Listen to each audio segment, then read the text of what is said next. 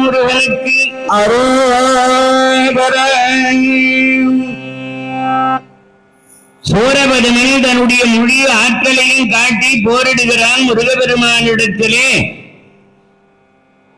எல்லா இடங்களுக்கானும் போய் பறந்து சண்டை செய்கிறான். அதே மாதிரி வாயு வேகத்திலே முருகப்பெருமானுடைய தேர் அவன் போற இடத்துக்கெல்லாம் போகிறது.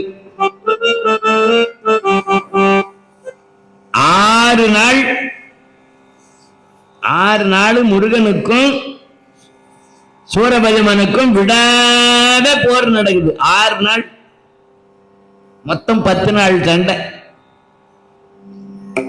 முதல் நாளே பானுகோபன், 2வது நாளே சூரபதமன் வரான், 3வது நாள் பானுகோபன் மாண்டான், 4வது நாள் சிங்கமுகாத்துறை.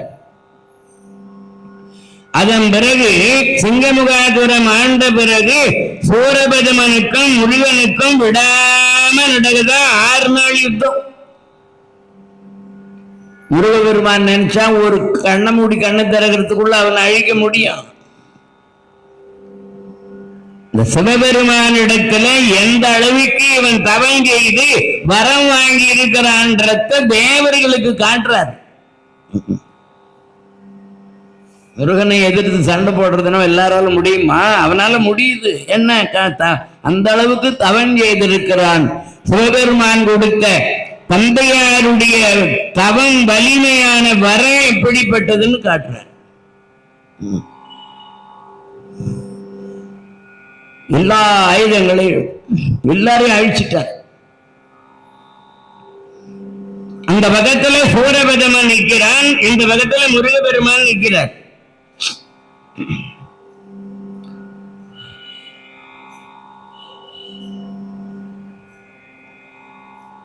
தன்னன் தனி நின்றது தான் அறிய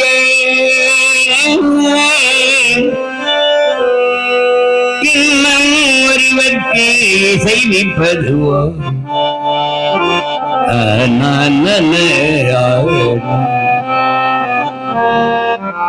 தன்னந்தனி நின்றது தான் அறிய இன்னும் ஒருவற்றை செய்வதுவோம் மின்னும் கதிர்வேறி விகிர்தான் நினைவார் கிண்ணங்களையும் கிருபை சூழ் சுடரே